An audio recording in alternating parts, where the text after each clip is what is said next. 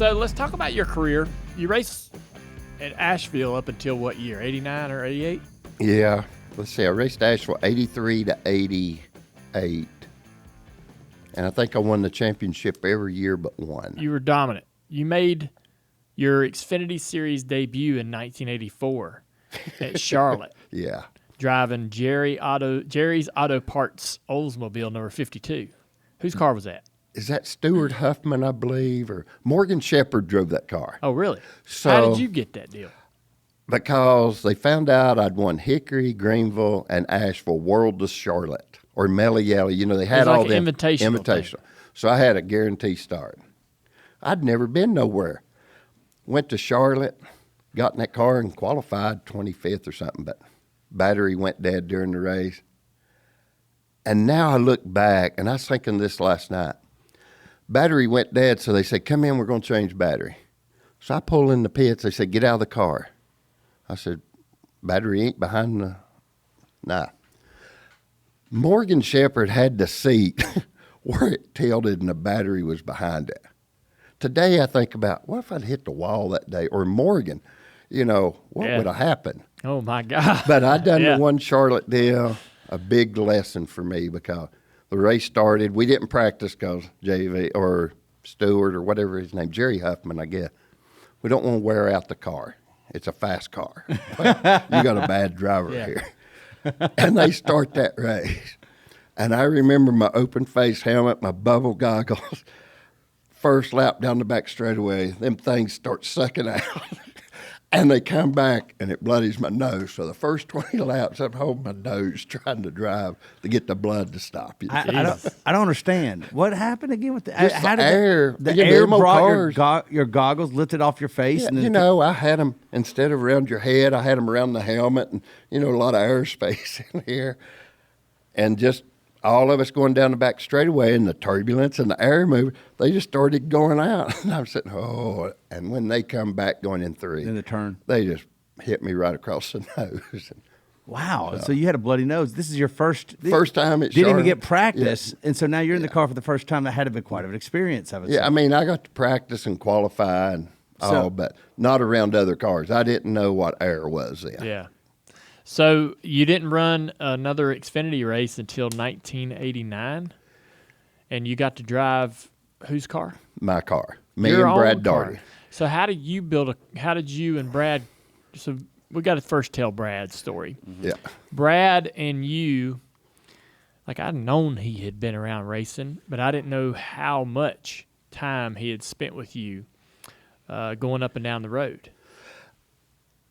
That's a weirdest story. We're at Asheville Speedway one night, and I win the race. And it's probably 86. Whatever year he graduated from North Carolina. Okay. And was going to Clemson, or Cleveland, I mean.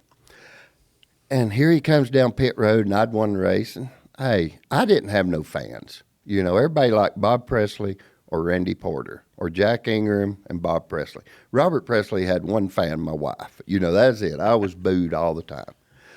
So he comes down through there, and somebody said, hey, you know who that is? And I said, I don't know, but if I was that size, I'd play basketball, you know. Yeah. So he come down, started talking, and I just, you know, nobody else is around me. I said, and he's talking about racing. I said, hey, why don't you go race with me one day? Where are you going to race at? And I said, Greenville tomorrow night. Hey, what time? I said, be out here about 10.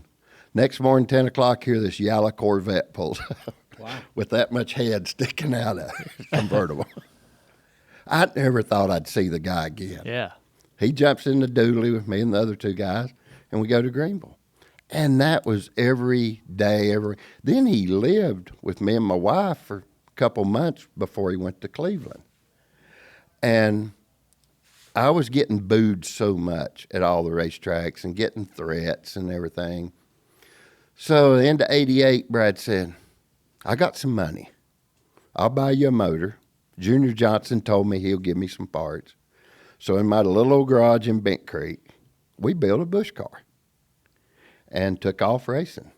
I mean, I had a spare set of wheels, no other parts. I remember going to Bristol, my second race in 89, borrowed a gear from L.D. Ottinger, went to the racetrack without a 9-inch gear and borrowed his. Well, I'm getting ready putting it in, and he pulls in, I need that gear. So we pull that gear out. Can I have the one out of your other car? Put it in. Then he comes back, he wants it back. I'm not even on the racetrack yet because of trying to find the gear. So that's how we raced.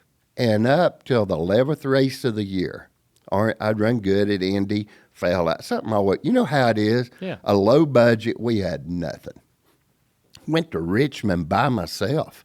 Left, was going to try to find some help, and ended up in Richmond by myself to race there. And done all right till something happened, rear end plug or something. But Jack Ingram come by the garage and he said, Robert, you're never going to make it. You got good race cars, because it was a banjo car. He said, find a racetrack you can win at, and you'll be on your way. So Orange County was coming up in 3 weeks. He come by the shop like every evening. Who? Jack. Okay. You got this tight. You got this tight. Don't let nothing fall off there. We went down there and won the race. Mm-hmm. I mean, nothing happened. And Monday morning, I get like 3 phone calls. Hey, you come drive our Busch car next year. Who called you? C.C. Welliver, the 34 car. Wow, okay. I mean, great teams. And guy out of Georgia that had one that was tied in with Glanville. Me and Glanville kind of hung around together because we didn't finish a lot of races in first level. Yeah. So we got to talk. And then Alliance wanted to. So Alliance was the big break. The next year, went out and won a lot of Busch races in 90, 91, 92. But I wanted to bring Brad because Brad had took me to where I was. Right. Brad said, you're on your own now. Why is that? Just he had other priorities, I'm sure, right? Well, he had priorities, but it was like, I don't need no credit. And then he got tied in with Harvick a little bit through a dealership. So it ain't Brad didn't want the publicity. He just enjoyed racing, you know. He wanted to be a part of it, but he don't. Me and Brad are still best friends. We've been partners in land and things and go back and forth. But he is the real deal, you know. He don't want to spend a lot of money, but he loves this sport. Yeah. He loves it. So you, the Alliance Trucking Partnership, when you get that, do you team up with Ricky right away? No. Right. So you got a call to drive the 34. You went with this Alliance partnership, but they basically just start sponsoring your car? No. They had a ARCA team. Oh. With Johnny McReynolds, I think. Okay. And they hadn't run real good. This is Alliance Trucking owns the car? Yeah. Okay. They owned it.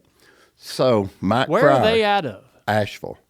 Alliance Trucking is. So they it's a local business. Yeah, they learned to drive a tractor trailer. Yeah. Georgia, Asheville, Tennessee. Schools. Yeah. So Mike Fryer got me the deal and said, hey, Robert Pressley can do it. You put him in your car. So whenever I go to talk to him, I sign the contract. And then I said, why are y'all running, after I signed the contract, why are y'all running ARCA? Why don't you run Busch Grand National? Because we go to Atlanta, we go to Nashville, we go to Lanier, we go to Hickory, we go to all these places that you're at. Yeah, markets. They're markets. And we can do a lot better in Busch than we can here. We ain't got no cars. I said, we'll use mine, one car. So we built a couple from Banjo, and Banjo said, Robert, if you want to make it, hire Ricky Pearson. He's available.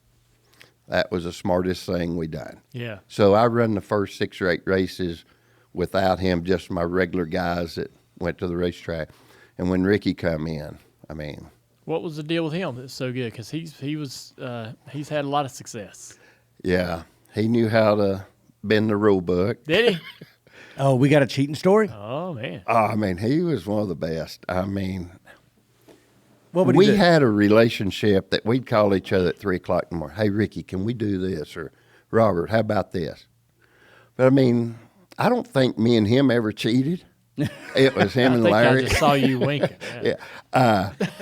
Did I see a wink? I saw a wink. I know I saw I I know a mean, wink. he talked about putting headlight doors with number 11 or 12 Ellis on them and pull a pin to get a caution, you know.